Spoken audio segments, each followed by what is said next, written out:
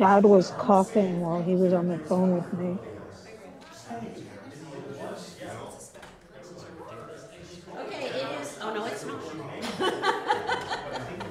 I decided it was 7, but it's not.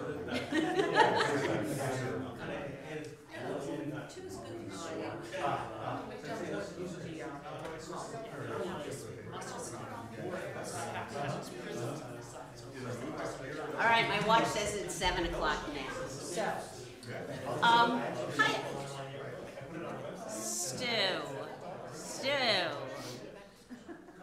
you're supposed to be a fly on the wall. You're talking.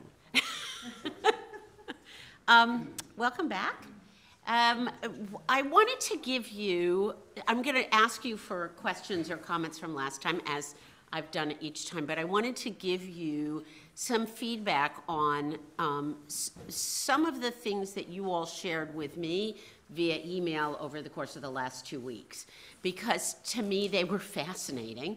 I asked you 2 questions last time.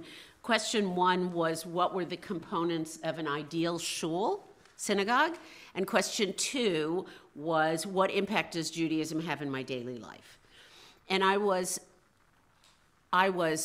enthralled, I was impressed, I really loved the answers, and so I want to share some of them with you. The answer to the question, what are the components of an ideal synagogue? You talked a lot about spaces, about welcoming spaces, about spaces that had multiple uses. So there were multiple people who talked about coffee bars. There were multiple people who talked about gardens, and I found myself thinking about the idea of, how would a garden really build community? So I found myself thinking about, what if we were to plant flowers in a garden, and there was a time on Friday afternoon when everyone came and made themselves a bouquet for Shabbat.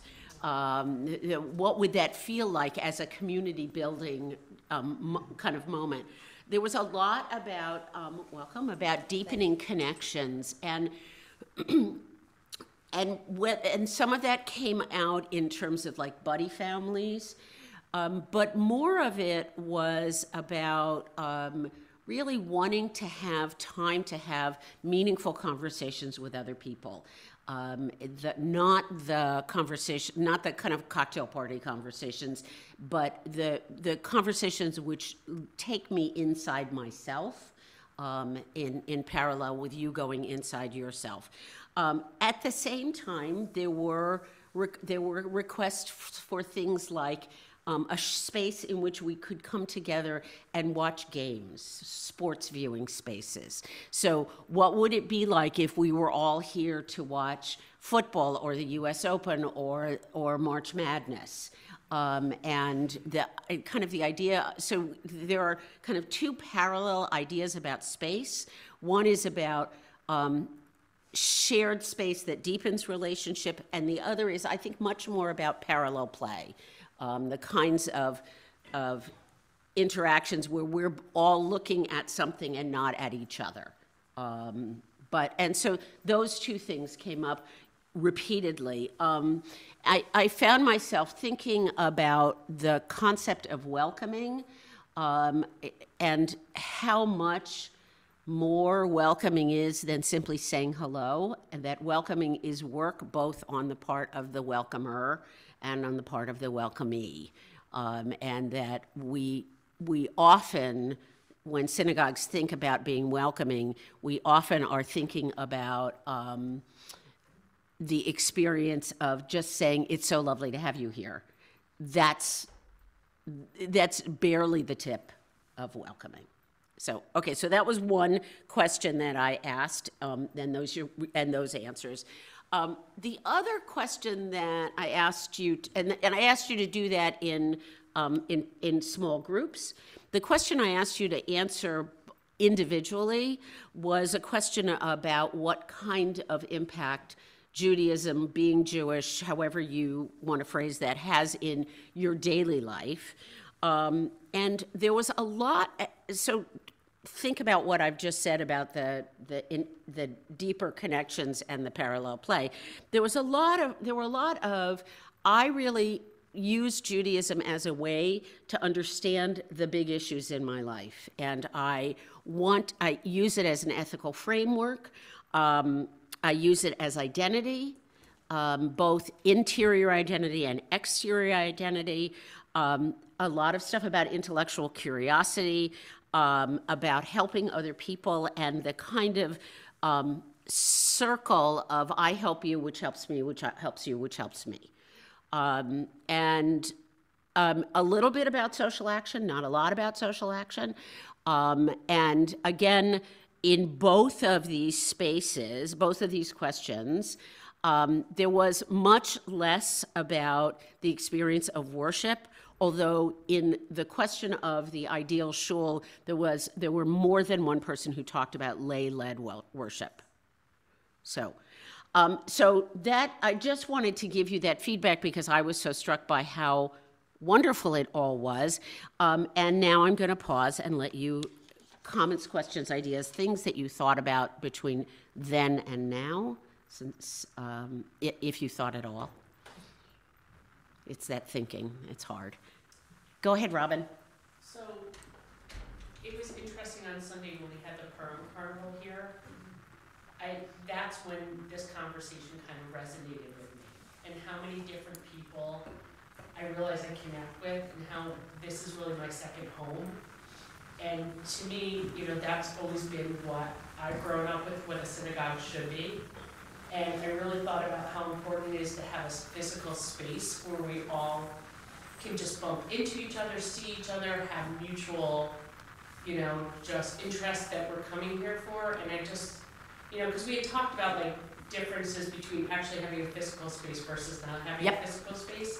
And it really resonated with me how important it is to have a physical space. So Robin, I don't know if you all could hear that, so I'm going to repeat it. Robin was really aware of the importance of the physical space and of the kind of multiple levels of connection, some of which are more superficial and some of which are less superficial. Both count. When I use the word superficial here, I am not in the slightest bit judging those as lesser. We have lots and lots of very important, these are called, in psychological terms, they're called weak ties, W-E-A-K, and they are those moments where you actually feel seen and known at a level that can be incredibly reinforcing. So when I was working, I would pull into the Dunkin' Donuts, and no matter how long the line was, they knew what I wanted and my order was up. Because, and that's a weak tie, but it is one of those things that makes you feel seen and known. So it's not superficial, it's meaningful. Other comments, questions, ideas, thoughts from last time? Okay. So what we've covered thus far in our time together, this is session 4. Mike and I had a debate about that. This is session 4. We were in violent agreement. It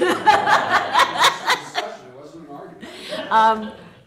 What we've covered so far is this idea of a meta story, of a kind of a master story, and how it might influence the way we see what a synagogue should be. We talked about change and why change is challenging and the upside of change and what prevents change.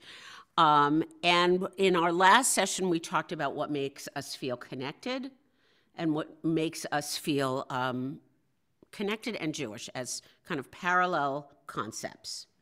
And what we're going to talk about today is what I keep calling in my head, so I'll share it with you, new Jews. Not the Judaism of our grandparents, but kind of what does it look like going forward, both for us and for other people. So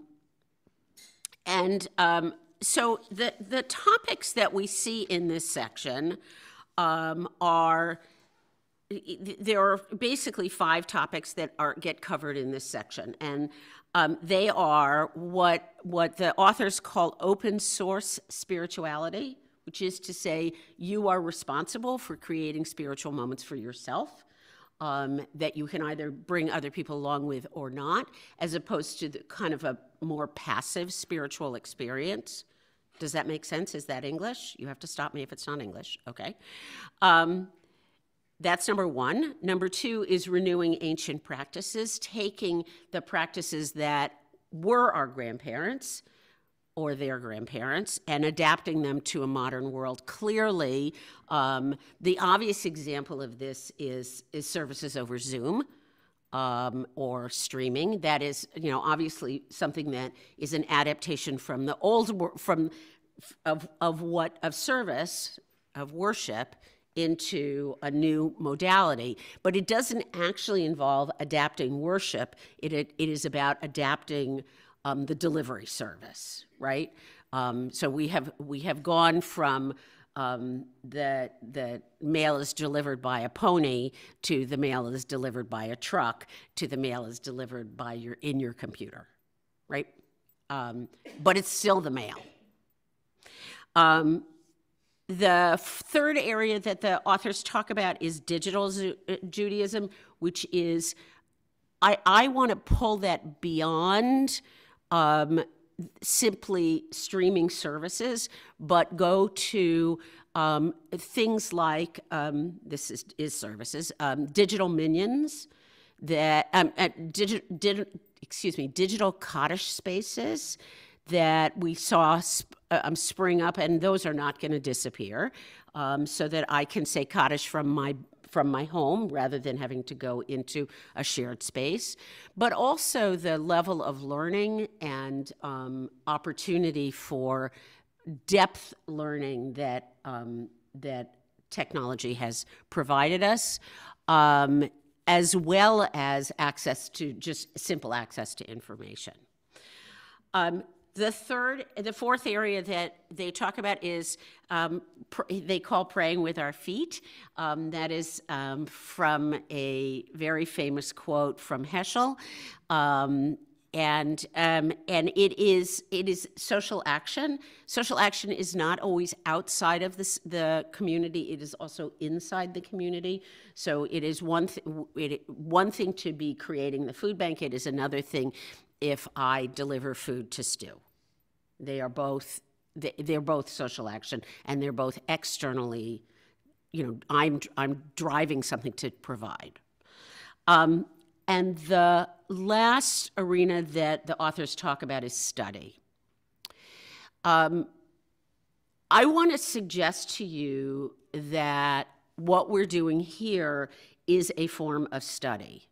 That we're not looking at texts, and it's not Torah study. It's not study within the realm of traditional study. It's not Talmud. It's not Grant and Rabbi's podcast, which is in the realm of traditional study. But it is taking important concepts and trying to go deep with them. So I want to suggest to you that this could also fit in that category. And it seems to me, and please feel free to disagree with me, it seems to me that study for many of us is one of those access points to depth. That study can, when I think back on what you said about the impact of Judaism on my life, it seems to me that study is can be one of the important precursors to those ethical questions, those moral questions, those values spaces. So that's what the book has covered. Don't be surprised we're not covering that. But were there thoughts that you had about the material in the book in this set of chapters, these 5 chapters, which I just tried to do very quickly for you? Open source spirituality, ancient practice, digital Judaism, social action, praying with our feet, and study. Go ahead, Randy. So on the ancient worship portion, one thing that they talked about was music. Uh-huh. And I know when I first came here 26 years ago or whatever it was from Bethel, it was like, well, they're doing songs wrong.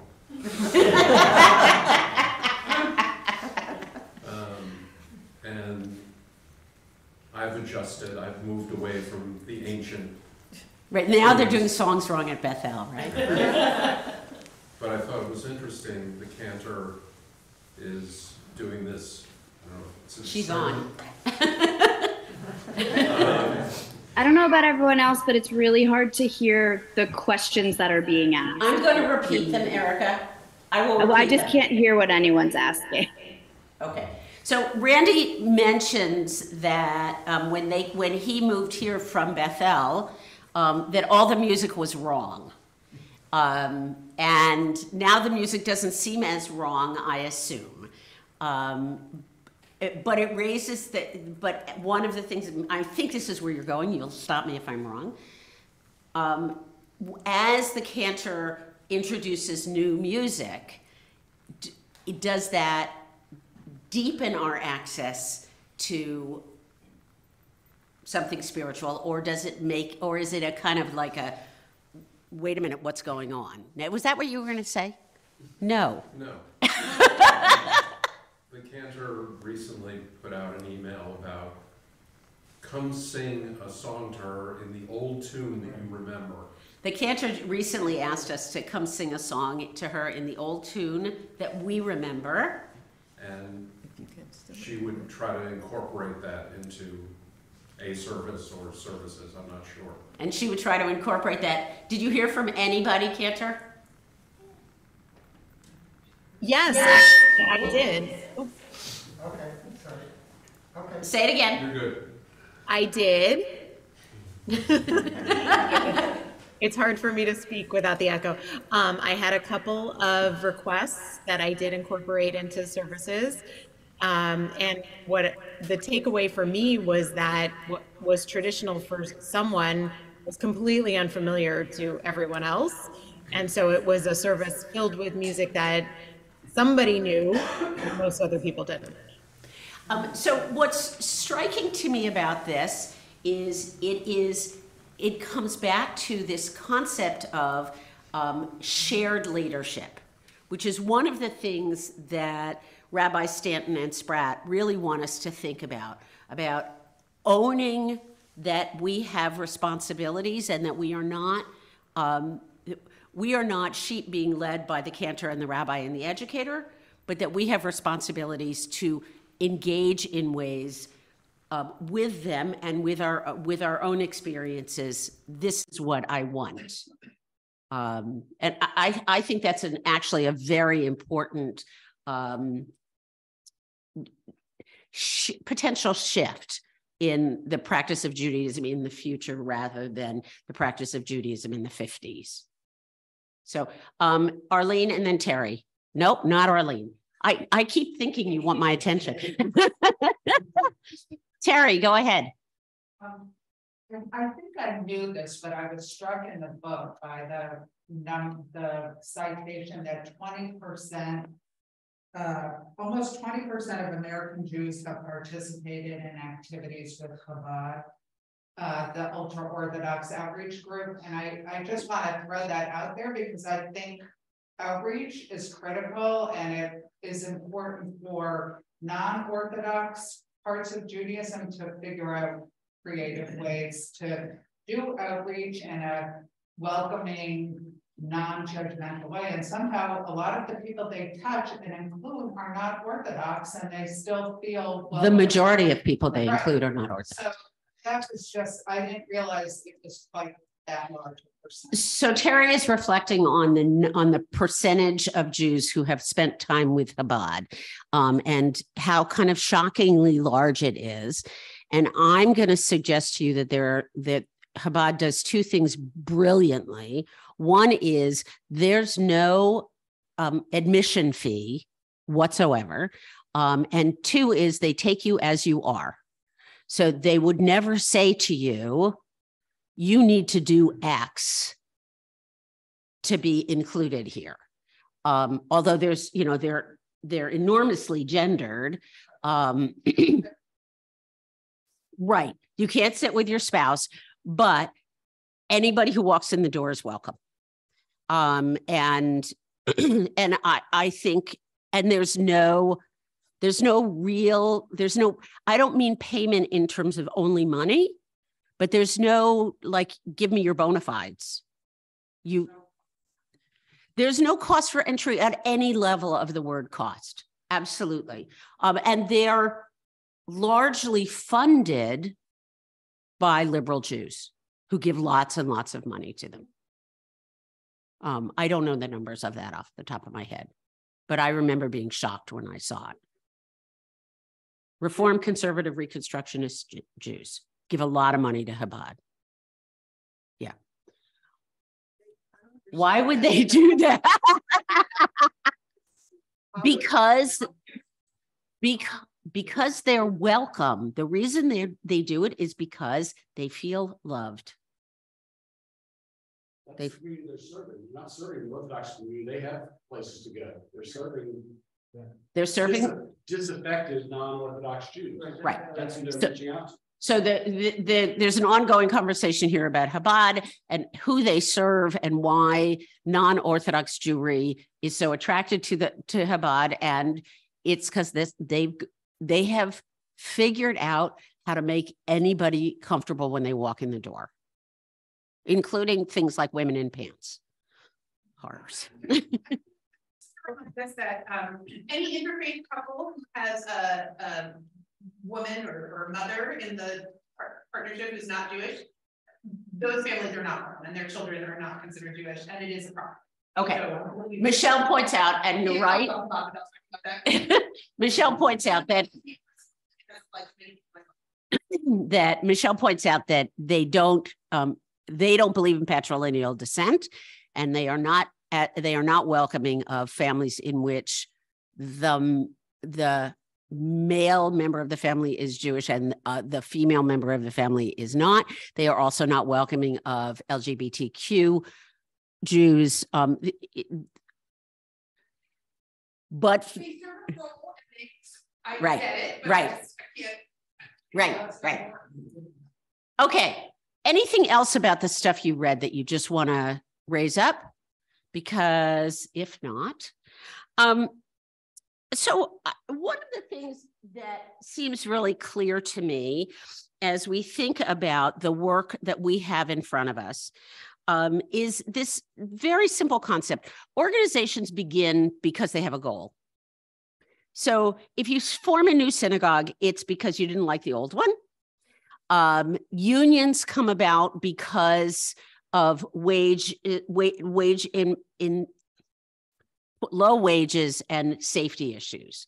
What happens to organizations often, but not always, is that when they achieve their goals, they don't know what to do.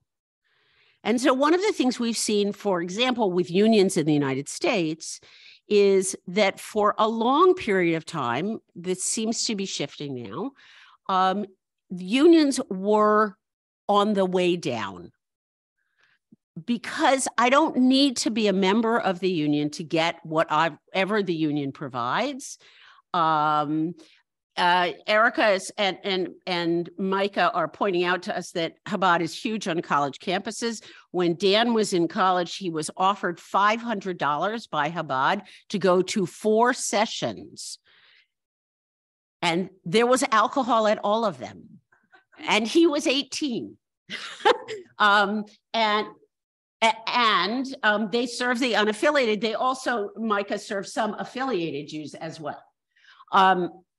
So unions are on the way down because we don't need them as much. And it speaks to the importance of both mission and new mission.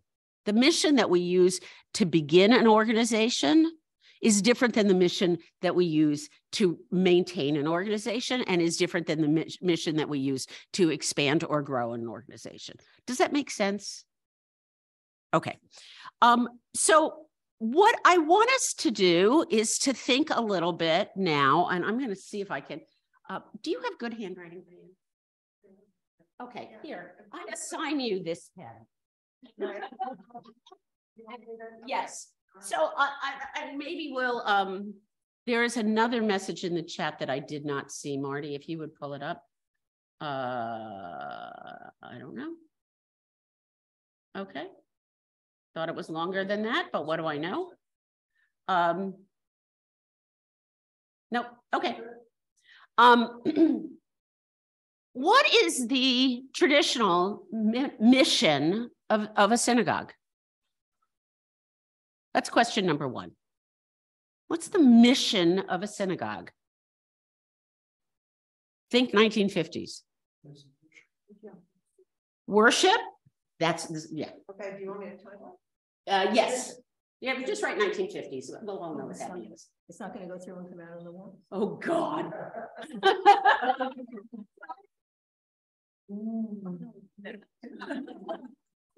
And Shelley's sitting right there. Okay, worship. Educated. Education. Is it education writ large or is it education of children? Children. Children's education. Okay, Carl. We're thinking 50. Provide life cycle tradition. Life cycle. Religious education. Yes, Chabad will, yes. Yes. Yeah. Life cycle, which includes bar bat mitzvah. What else? Funerals. Yeah, all that stuff. Life cycle. Yeah. Pardon me? Yep, unveilings, all that stuff. Community. Safety and belonging. Micah, would you parse those for us? They're different. If I'm thinking about the 1950s, we were not as sort of mainstream and accepted as we are today. And so a synagogue was a safe haven where we, could be ourselves and, could safely, act and live out our belief system. Okay. So they really are, they are connected. They're not different. I believe, yes, if I'm thinking about a 1950s American Jewish experience, yes. Okay. It doesn't have to be 1950s. It could even be 1970s. But I don't want it to be the 2000s. Well, I said safety and belonging is included, right? Yeah. Yeah. They had youth programming was available. Okay. Youth. Yeah. And that is different than education. Yeah. Summer camp for sure. And look, my understanding is we start the summer camp programs because we want Jews to be with other Jews, Jewish kids to be with other Jewish kids. A lot of them have nursery schools. Would that be under education? No, childcare. Yeah. Social contact, although that could be community, but it might be different. Oh, I'm sorry. Holidays. All right, we're running out of paper. I have lots more sheets. Tradition. Anywhere you want.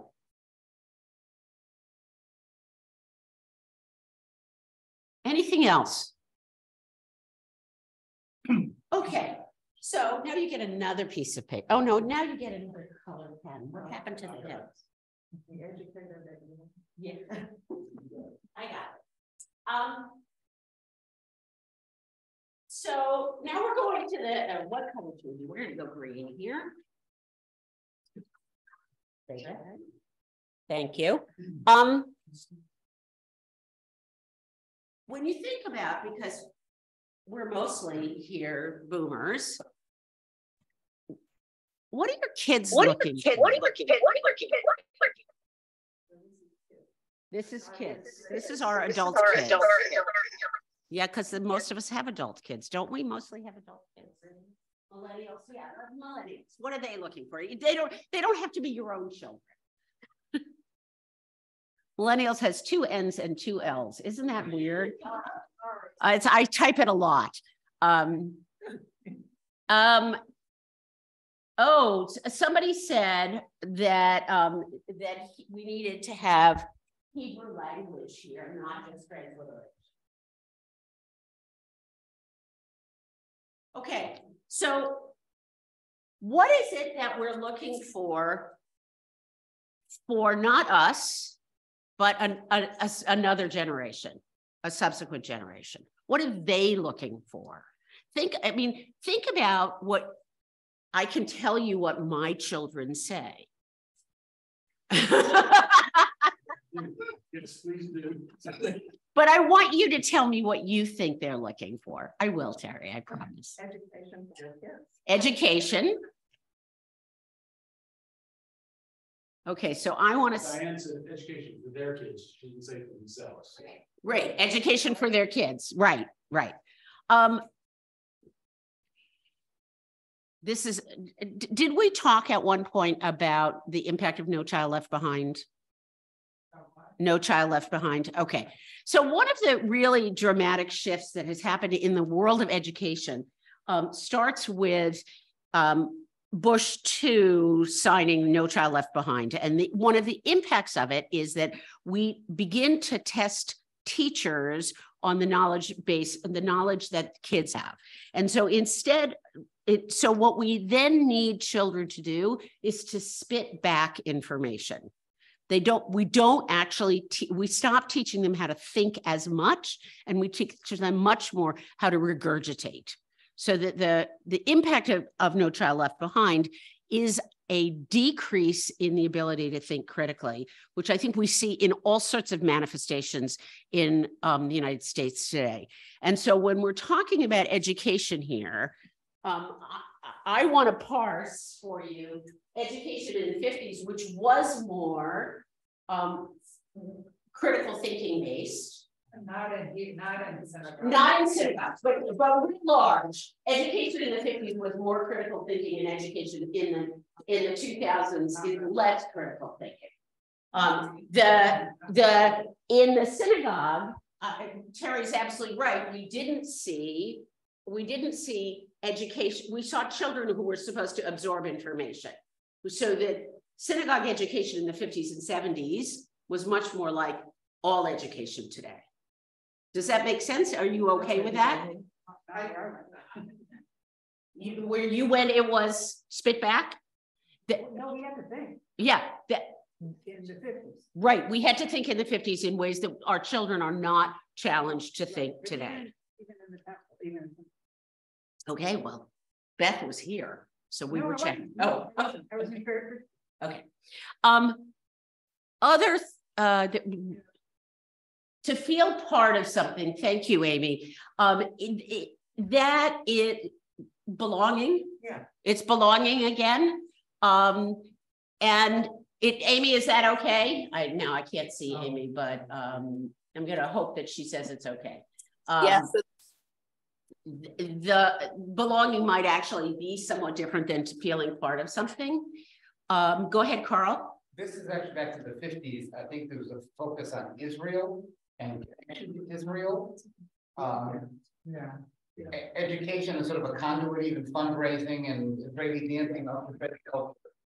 So in the 50s, Carl points out that in the 50s, Israel was much more important, and frankly, for many of us, and frankly, it was much cleaner and clearer. You know, it was Israel a la never again, as opposed to Israel where they're going to dismantle the judiciary, which is abyssal confusing for us.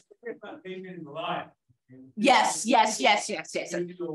And it's kind of like Goliath. Yeah. And so Israel was David and Goliath, and we were David, and now maybe we're Goliath, and that changes our relationship to Israel. I think for many millennials, Israel is so complicated that it's much easier to just do this about Israel. I'm just not going to think about it. And we know that the impact of birthright, which is a huge expense within the Jewish community, is very brief. Birthright doesn't make people love Israel over the long haul. It makes people love Israel while they're there and for a month after or a year after. Honeymoon Israel seems to have more impact, more lasting impact than birthright. But it's not continuity after the trip, Betsy? I don't know if it's that there's continuity after the trip as much as it is that people really make couples relationships that they maintain. I don't think that birthright has actually, but this is my bias. Go ahead, Nan. I was just going to say, I think that it may have other lasting impacts in terms of Judaism, a connection to Judaism apart from Israel. So what you say may be true, but there may be other benefits. There may be other benefits. The data doesn't seem to indicate that it lasts very long. It's a huge expense that doesn't seem to have. But what are they looking for? They're looking for. The question that's on the table here is what's the impact of birthright? And what the funders are looking for was to have people fall in love with Israel and with Judaism. I can see that that's not, well, and anyone who reads the newspaper. Jewish pride, and it does it create Jewish pride? The answer seems to be temporarily. And what we see over the longer haul is that people begin to then look at their birthright experiences as there's an expression I'm looking for, that you're being convinced of something at a superficial level. What is the expression I'm looking for? You all know what it is. What? Indoctrination, brainwashing, all those things. Go ahead, Arlene. Yeah. I would say one of my children went to the Nifty in Israel program for 6 weeks. He was 14, maybe 15. And my daughter went on birthright at age 19. And there was a difference in how important that event was for both of them. Now, it might have, if they were different, it was very powerful for my son, the Nifty program. It was longer, he was younger. And then the birthright program was fine, she loved it, but it didn't have a super lingering effect. Right. But I think the earlier one did. Yeah, so Arlene is pointing out that the Nifty in Israel program, that it happens when you're a kid, a much younger kid, not college age or college graduates, seems to have a more powerful impact. And I think that has to do, frankly, with just how open people are, and it's longer. And so you have a greater sense of depth. It's not as much. Anyway, go ahead, Diane. I think it just, like I used to work at a conservative Jewish day school here, near. And the amount of immersion that the kids get in the love of Israel from the time they walk in. And then they go to Israel in like then they go to Israel as seniors. I think over time, you're going to get that because everyone, the whole community was like, flag waving. But that goes with my thinking that there's continuity that's going on. That's what I'm saying. That's what we need. Yeah, you need it. You can't just have a wham bam meal like you need. So the question here, I'm sorry that you all can't hear this conversation as well, is around the kind of the distinction between a week in Israel and 12 years of education about Israel, or 6 weeks in Israel, and both the depth of learning and potentially the continuity of education and connection thereafter, for sure. Jane asks us if does birthright have as the same kind of impact on older ages versus younger ages? I don't know that data. I just know the data kind of in the aggregate. And so if anybody knows that data, no, okay. I don't know. It's a good question, but I don't know. All right. So, yes. So stick with me for a minute. In the 50s and 70s, everybody wanted to own a car. And today, kids want to Uber.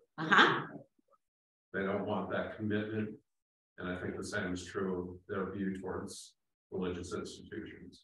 Wow. So Randy points out that when we were kids, we all wanted to buy a car, that we all wanted to drive. And that one of the really interesting things that we're seeing in people in their teens and 20s is a significant disinterest in even driving, much less owning a car. And so there's this question about, do I want to be responsible for something which demands that I take care of it and then I put gas in it, and maybe it's easier to just Uber everywhere. And it used to be that was the kids who lived in cities, but we are seeing that in the suburbs as well. I was going to frame that as an emphasis on convenience, and that might translate into wanting things to be virtual instead of physical. So is this about convenience? Is it about not wanting to have responsibilities? Is it about wanting to be able to drop in and remove oneself? And if that is the case, it behooves us. We must see those things without judgment, because the temptation is to say bums, but they're not bums. It's a different time. So Carl and then Carolyn. Following up, it seems to be in years before there was much more planning, and now there's more immediacy. So even what are you doing Saturday night? I don't know. It's not Saturday. Yes. You know, so. Yes. So we planned much more. They plan much less. And there is also but I could get a better offer that's in there. Now we're talking about millennials that are single versus millennials that are married, or I think we see this in across the board in people in the aggregate. Terry, nothing we say about any group of people applies to the individuals within that group. It only applies to the people in the aggregate. And so Carl is pointing out that we might not be willing to make a decision until all the options are clear, which happens at the last minute and not ahead of time. Or when a decision absolutely has to be Or made. yes, a decision has to be made. Erica is pointing out that there is a level of anxiety in millennials that does not exist as much in older people. That it is very clear. There's very clear data that says to us that social media has amped up anxiety, particularly in girls, but in both male identified and female identified people. And so there is more anxiety in the world, period. Take it as a given. Carolyn and then Diane. Oh, I was just thinking that I was surprised, and my daughter was surprised that my 15-year-old grandson is not interested in learning how to drive. They live in West Hartford, in the suburbs, and you would think, but no. So Carolyn's pointing out that her grandson isn't interested in learning how to drive. This has two impacts. One is it's a pain in the neck for parents, but the more significant impact, I think, is think about the message about independence. I don't want to be that independent of you, which is a real shift from what we saw in the 50s, 60s, 70s, which was basically get out of my hair. And so what happens then, and we see this in many ways that people are, I don't want to say maturing later, but they are doing some of the measures, significant measures of adulthood that we used to say, these are the measures of adulthood. Those are happening much later. Okay. Other things, what am I looking at? What am I looking at? I was just saying Erica had her hand up. Oh, Erica, I'm sorry. My only 2 cents is it doesn't feel like we're speaking of it, but the negative, but the one thing that I love is my teenagers, who probably the teenagers of 5-6 years ago would have been driving themselves, are getting in the car and having conversations with their parents. As they are getting older and as they are maturing, it's a different car ride home than it probably was when they were in 7th, 8th grade and they couldn't drive. So there is something about the fostering of the relationships that's probably also happening differently. Yep. And I think that the teens are actually working hard to maintain that relationship in ways that previous generations might not have. Okay, so anything else you want to put up there for the millennials? Things that they might be looking for? Go ahead, Stu. Just the difference, 50s, people were interested in history, remembering things in the past. And now, history, what happened in the past, you can always look it up. You have your little machine, anything you don't know, you can find out. So I'm gonna argue with you on this. Stu is suggesting that people used to be more interested in history. I think that people were more interested in dates because we had to learn those things. And I would suggest that millennials are much more interested in trends.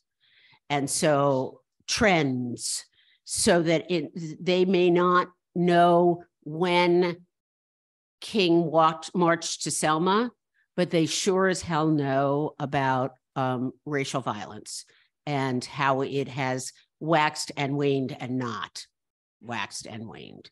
And so I think they're more savvy about trends and much less interested in data, which makes sense because they can look it up. Right. So, I'm just thinking about, given the stress level that they as a group feel, we all feel it. I'm wondering if like a place for peace for themselves, whether it maybe they don't have kids, or if they do have kids, a place for, well, we already said belonging, but an active searching and answers place for feeling better. So Diane's raising the possibility that Jewish spaces.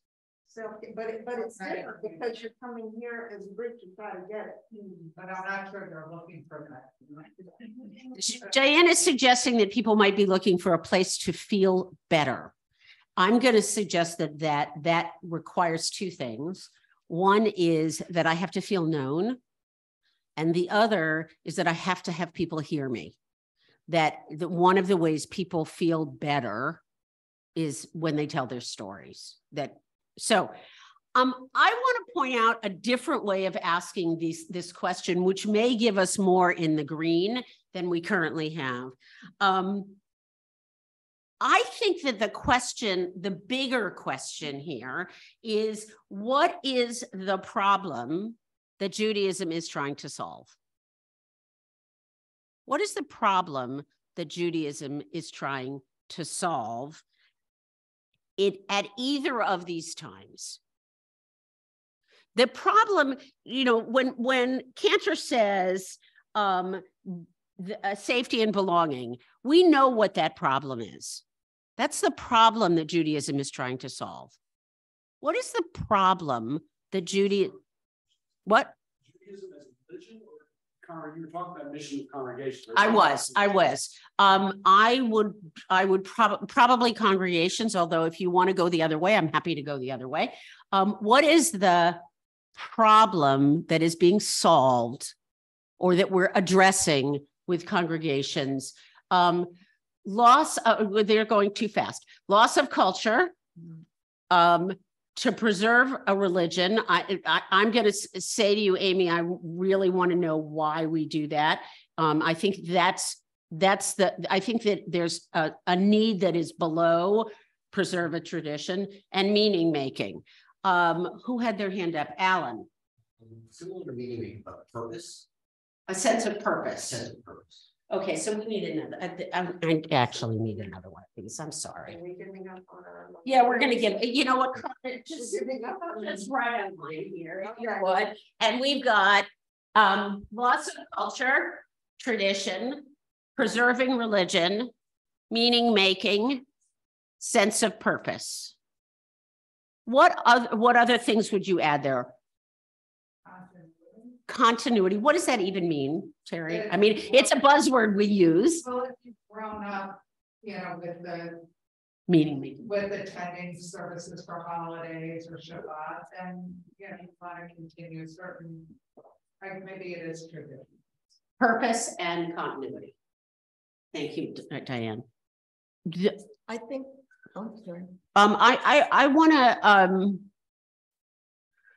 want to suggest that continuity for the sake of continuity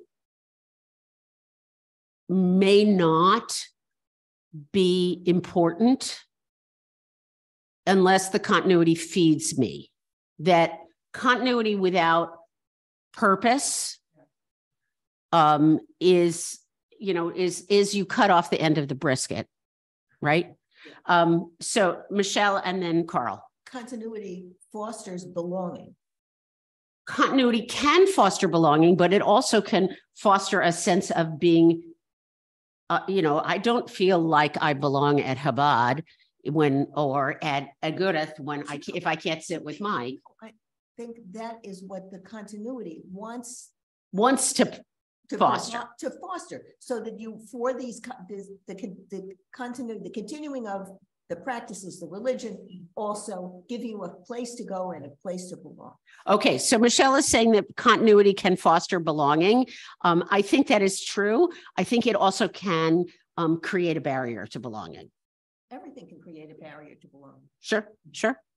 Carl. I think that when people get married or they have kids, they feel that there's more of an obligation for continuity. And if they break the chain, then they're doing a disservice to their children, not to continue the traditions that came before them. So Carl's making the suggestion that continuity has to do with parenting, that it's something I owe my kids in the same category, maybe a little flippantly, as it's in the same category as socks, right?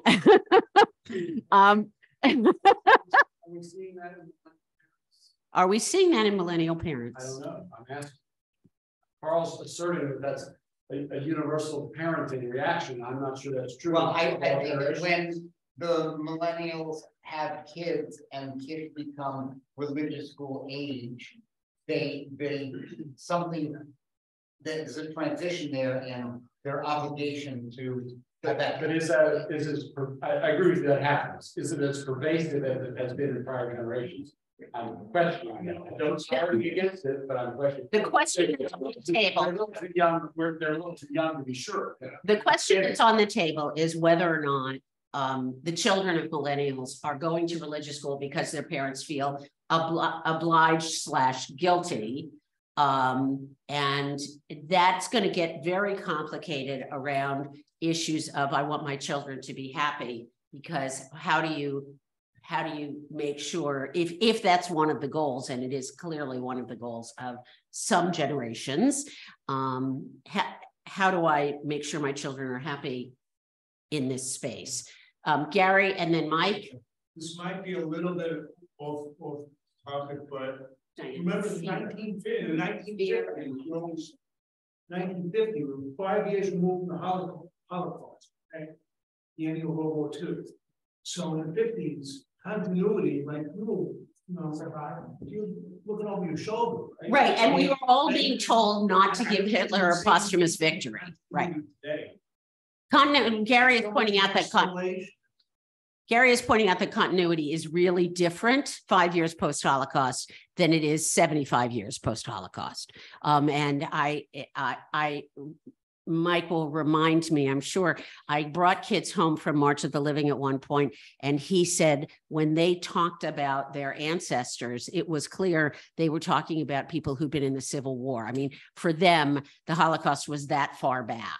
It was not in the present at all, even though we had been in the present in those spaces. Go ahead, Mike. Yeah, I was gonna say something similar to what Gary raised, but when I look at being Jewish, there's two elements. One is the religion and the other is the nationality in a sense. And so much of Jewish history is about resisting assimilation, whether violent or coerced in some way. And the sense of betrayal, if you after all of that, you just give it up. So you have this obligation for continuity, but it's to preserve the nationality of right.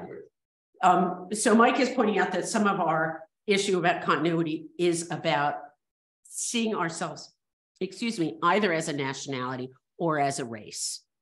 And both of those are significant for many of us. Okay, so yes. Something that's missing up there that seems to me is important is tikkun olam, a sense of wanting to improve the world. And I think that runs through this younger generation fairly strongly. I'm not certain, but I think so.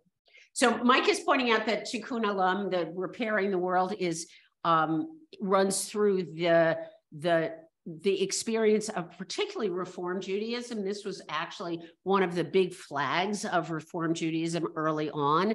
One of the things that some people think is that because that has become much more culturally normed, it doesn't feel to many people as though it has to do with being Jewish. So I don't do this because I'm Jewish, I do this because I'm human, where 40 years ago, I did it because I was Jewish. So that there's a changed relationship with tikkun olam. This is one of those, this is an example, I think, of the unions kind of have put themselves out of business. We have normalized the idea that human beings are obligated to repair society, and therefore it's not it's less of a Jewish obligation, although it's clearly historical. I think it's an important obligation for people of that generation, and if it's missing, which generation? Millennials. And if it's missing from your mission statement, you're not giving them something they want. Even if they don't identify as Jewish, I think it's important when we talk about mission statement for a synagogue, because I think that's something that resonates strongly. Absolutely. So it may not be uniquely Jewish. I think it still has to be Jewish. So the question is, how important is social action in terms of identifying that as Jewish behavior? And I think that for many of us, social action is critically important, but I don't necessarily connect it to Jewish behavior. I connect it to human. It's not part of the mission of the Jewish organizations because it's a universal mission. We're admitting it. If we don't explicitly say that's important to us, we're leaving something out that's important to the constituency we want to express. It doesn't have to be uniquely Jewish, it just has to be part of Jewish. Yep. Okay. Randy. Going back to the Cantor's safety and belonging. I question whether now being in the temple feels less safe than it ever has. So the question is, do we feel less safe in a synagogue building? I think that our teenagers writ large feel less safe everywhere. You know, we live in a country where there's more than one mass shooting a day. How can anybody feel safe? And although I'm much more likely to die in a car accident between here and home, statistically, the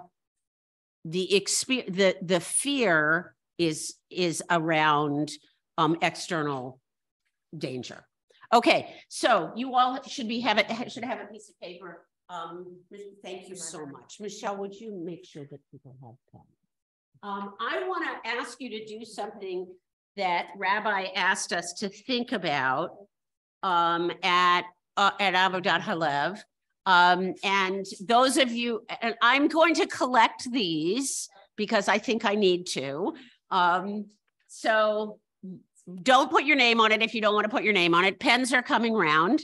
Rabbi talked on Shabbat morning about the idea that that God is a verb as opposed to a noun. Question is, God is a verb, not a noun. And so what I'd like you to do right now, because I don't think this is actually driven by generation as much, I would like you to spend a couple of minutes right now thinking about how you God. How do you, God as a verb, not a noun. How do you God? If God is a verb, yes, if God is a verb and not a noun, how do you can say, how do you can say, how do we? I don't really care. I'm not the pronoun police. How do you God?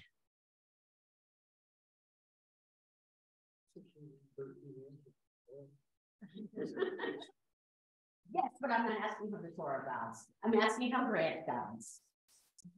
How do you God? Michelle does not like this question. No.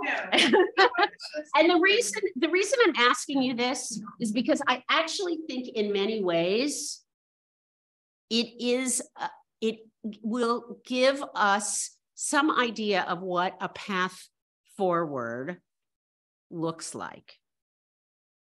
How do you God?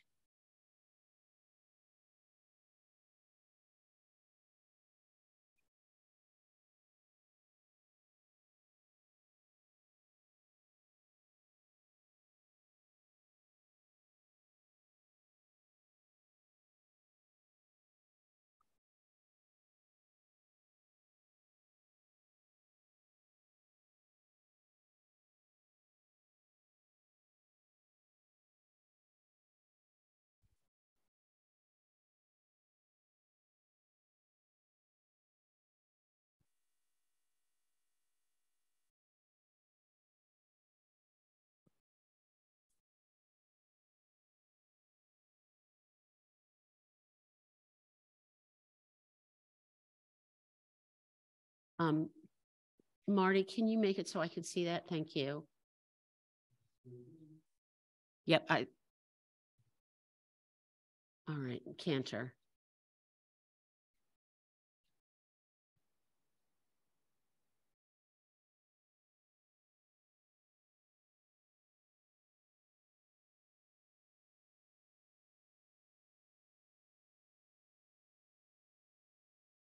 And can you go to Erica, please?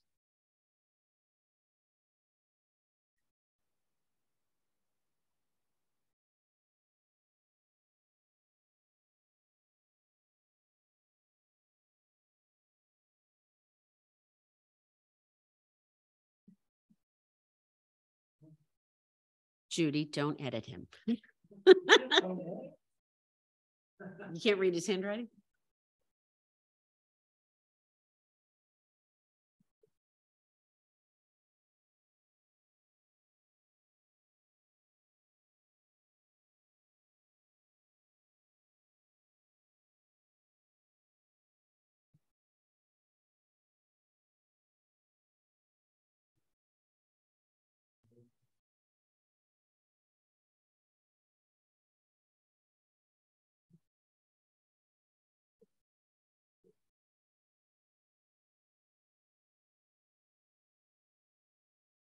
Do you need a pen?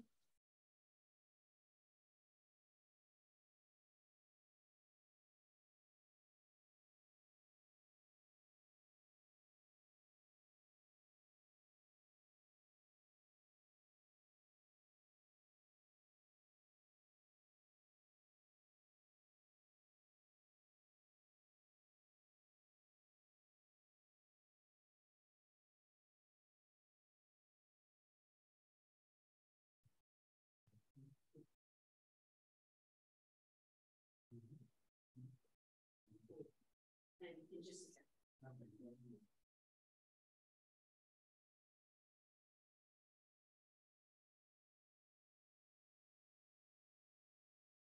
Okay, so now what I'd like you to do is to, you know the rules. I want you to be in breakout. I want you to bring in small groups of people that you didn't drive with and you don't live with. What I'd like you to do is to share what you wrote, how you got in that small group. I'm sorry. I'd like you to share what you wrote in your small groups, and think about what you wrote, how that could actually influence the future of this synagogue. Yes. Okay, get in groups. You have a whopping 7 minutes.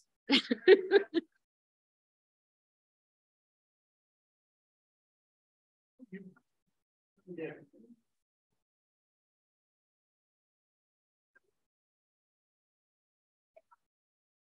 Thank you, Rabbi.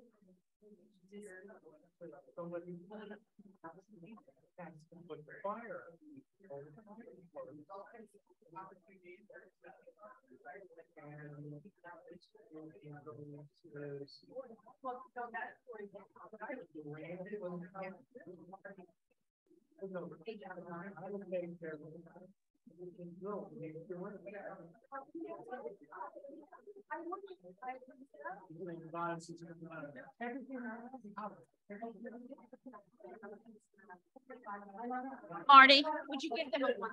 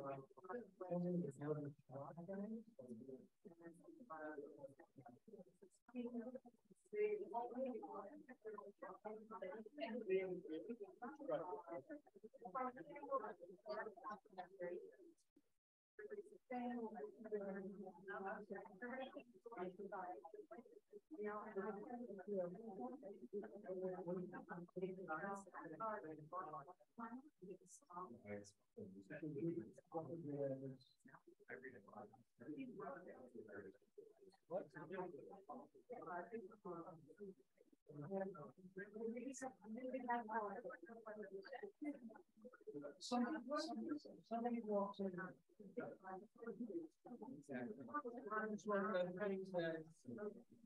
Okay, so I might get right back in it.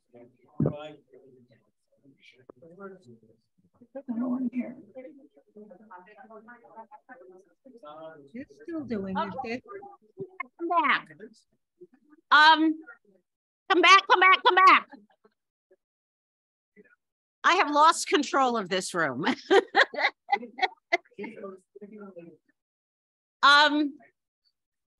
If I might ask you two things. First of all, we need the pens back.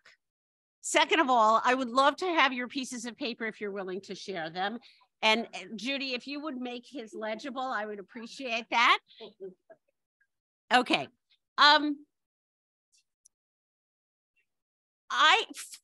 For me, much of the sense of who we want to be is subsumed in some of these big questions that I have pushed on you over the course of these 4 weeks. How do you, God, I think he just depends. If you would just pass your papers to the center and somebody will collect them, that would be very helpful. So I want to tell you an old Hasidic story because it speaks to what I think we've done here. And why not end with a Hasidic story, which is that there's a story about a young boy who would wander around in the woods, and his father got really concerned about him and said, I don't understand why you keep going into the woods. Why are you going into the woods? And the boy says, I go there to find God. And the father says, but God is the same everywhere. And the boy says, but I am not. And I think that what we're talking about now is the ways in which I am not the same everywhere. That part of my identity is driven by where I am and who I'm with. And part of my identity is driven by the questions that I ask myself. So I want to thank you for the kind of depth of thought you have engaged in these sessions. Yeah, go ahead, Diane. I don't want to interrupt you, but I have something that's concerning me. Okay. Let me, okay, yes, go ahead. You want, yeah? Yeah, go ahead. What's concerning me is we had nothing to say about the millennials, and I mean, not really, I'm not joking. if we're trying to appeal to, reach out to, and we can't come up with more than that, it's a little concerning. Yes, Diane is pointing out that we were much better at the 1950s than the 2020s. I don't know what skiing and gentleness refers to, but I think that speaks volumes. And what I hope we will find is that in many ways, the ways in which I God may be pretty similar. The goals may be different. So I want to thank you for how much you've shared. For the next session, you are to finish the book. I'm going to suggest to you that you read the appendices as well. You don't have to read the index. But I think the appendices are actually quite interesting. No one will know if you read them or you don't read them. And I want to introduce you to your facilitator for the final session, who is sitting in the back of the room being a fly on the wall. Marty, that's right. Rabbi will lead you, facilitate the conversation next time. What I'm sure he wants is for you to be partners rather than receivers in that conversation. Because what we do, who we are going forward, every single one of us has an equal vote in. And so I want to suggest to you that even though Rabbi is leading that conversation, it is not because he has things to tell you to impose upon you. And Shelley reminds us that Ben Spratt will be speaking at the Shabbat service on March 24th. And some of us will not be here. I'm very sorry that we will not be here. But Micah seems to be excited about having dinner with him. I bet you don't have that very often. So thank you very much. The next session is in 2 weeks. Am I correct? Congregational dinner before. Yes, there is a congregational dinner before. Yeah. So thank you very much, and Godspeed. Thank you. Thank you, Betsy. You're welcome. Thank you. Thank you, Betsy. Thanks, Betsy. No, it's 2 weeks, right? Thank you. 2 weeks. Bye, the everybody. 22nd. It is the Have a week. great It's night. the week that Ben is here.